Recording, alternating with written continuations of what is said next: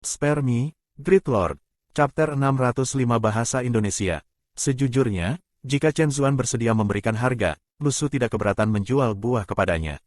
Lagi pula, banyak orang mengatakan bahwa mereka yang telah berlatih dan telah mengalami kebangkitan mungkin menjadi lebih mengesankan di masa depan. Bagi Lu Su dan Chen Zuan, ini adalah situasi yang saling menguntungkan. Mengapa tidak melakukannya? Tapi sekarang, Chen Zuan tidak punya apa-apa. Kakak Su, apakah kamu benar-benar tidak ingin seseorang mencoba buah untukmu? Chen Zuan tersenyum patuh. Lu Su menggelengkan kepalanya. Kamu sekarang berdiri di hadapanku. Chen Zuan tercengang. Di depan, itu tidak mungkin, saudara Su. Aku selalu menghargai kamu dan mendukung kamu sebagai pemimpin aku. Tidak, orang yang berdiri di hadapanku itu miskin, kata Lu Su dengan tenang.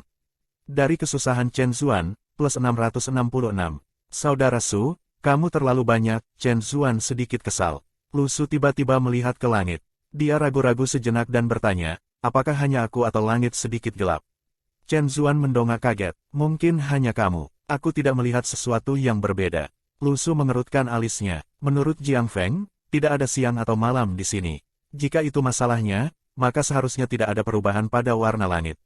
Mungkin hanya dia. Lu Su menggunakan ponselnya untuk memotret langit dan melanjutkan ke depan. Setelah 6 jam, dia mengambil gambar lagi. Menempatkan dua gambar berdampingan, bahkan Chen Zuan bisa melihat perbedaannya.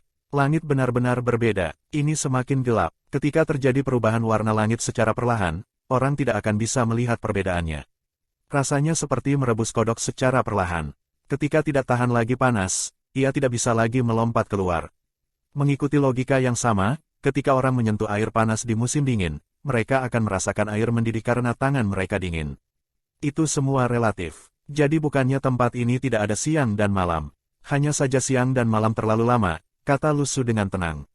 Kita harus berhati-hati dengan aturan di sisa-sisa. Saat siang berganti malam, aturan makam akan berubah. Semua orang akan terkena bahaya. Bahaya? Bahaya apa? Chen Zuan gelisah. Lu Su tiba-tiba melihat ke cermin di bawah mereka. Itu mungkin datang dari tepat di bawah kaki kita. Bukankah ini tanah? Akankah sesuatu muncul dari bawah tanah? Chen Zuan sangat bingung. Kami tidak tahu berapa lama hari itu berlangsung. Di masa lalu, orang-orang di sisa-sisa masih punya waktu untuk istirahat.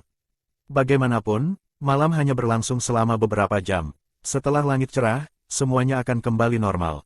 Lu Su dengan tenang menganalisis, tapi di sini berbeda. Jika kita benar-benar dalam bahaya, kita akan menghabiskan beberapa hari, bahkan lebih dari 10 hari melawan bahaya tanpa istirahat.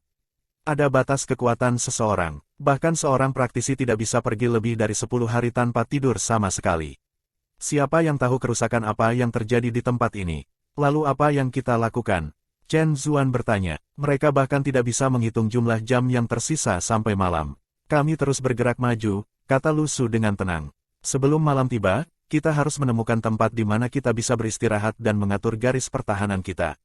Aku merasa bahwa kita sudah menghadapi bahaya. Biasanya, Chen Zuan tidak akan bergantung pada orang. Tetapi ketika sampai pada saat-saat genting, dia tahu dengan sangat jelas apa yang harus dan tidak boleh dia lakukan. Dia benar-benar pintar. Apa yang dia akui sekarang adalah jika dia ingin terus hidup, dia harus mengikuti Lu Su. Mereka terus bergerak maju. Lu Su melihat waktu dan menyadari bahwa 12 jam telah berlalu. Dia tiba-tiba menyadari bahwa cermin di bawah mereka tidak licin seperti ketika mereka pertama kali masuk. Itu menjadi sulit tanpa alasan yang jelas. Lu Su berhenti dan menyimpan tikar tahan air di Cell of Lens. Kita bisa berjalan mulai sekarang. Cermin itu sedikit buram. Seiring berjalannya waktu, cermin menjadi seperti marmer yang dipoles. Meski masih sangat licin, setidaknya mereka bisa berjalan di permukaan. Chen Zuan menginjak tanah. Aku merasa ini akan menguntungkan kita. Setidaknya tidak licin. Kekuatan tempur kita akan meningkat. Jika itu masalahnya, maka itu bagus. Aku khawatir situasinya akan terus berubah. Lu Su melihat ke tanah. Tetapi satu keuntungannya adalah mereka bisa bergegas dan menemukan tempat untuk menetap. Tiba-tiba, ada gemuruh guntur dari langit. Chen Zuan dan Lu Su menatap ke langit. Tiba-tiba, seseorang yang mengenakan jubah Tao terbang ke arah mereka dari langit. Lu Su tiba-tiba menghela nafas. Menghadapi tuan keduamu di tempat gila seperti ini. Apakah dia ingin mati, tuan keduamu? Tidak, saudara Su. Tunggu. Potong Chen Zuan. Kenapa aku merasa seperti kamu memarahinya? Tidak, kamu terlalu banyak berpikir. Lu Su tertawa terbahak-bahak. Orang itu adalah Chen Bailey.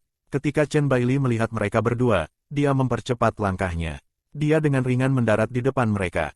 Setelah lama tidak bertemu dengannya, Lu Su menyadari bahwa Chen Bailey, seperti Li Xianyi, tampak lebih muda. Meski sudah tua, jumlah kerutan di wajahnya sudah berkurang secara signifikan.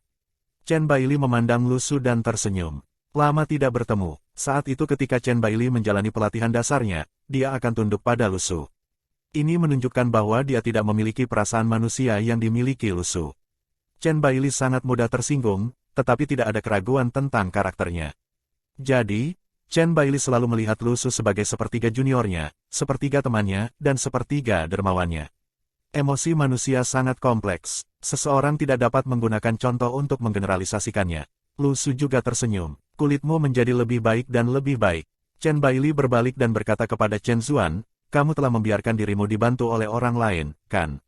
Ketika Chen Zuan mendengar ini, rahangnya jatuh, tetapi dia tidak mengatakan apa-apa. Chen Bailey telah memukul paku di kepala. Tanpa Lu Su, dia mungkin masih terbaring di tanah. Ketika Chen Bailey melihat ini, dia mulai tertawa dingin. Kamu hanya peduli tentang bermain sepanjang hari, tetapi tidak tentang membuat kemajuan. Pernahkah kamu merenungkan mengapa Lu Su begitu luar biasa, namun kamu jauh di belakang yang lain? Aku telah mencerminkan. Chen Zuan membela diri. Oh, Chen Bailey mengangkat alisnya. Kalau begitu beritahu aku alasannya. Chen Zuan berkata dengan hati-hati, itu karena gen aku tidak bagus. Sebagai master kedua Chen Zuan, Chen Bailey menggunakan pengocok ekor kudanya untuk memukul Chen Zuan. Mendesah, aku akan berurusan denganmu ketika kita kembali. Lu Su dipenuhi dengan penghormatan mendalam terhadap Chen Zuan.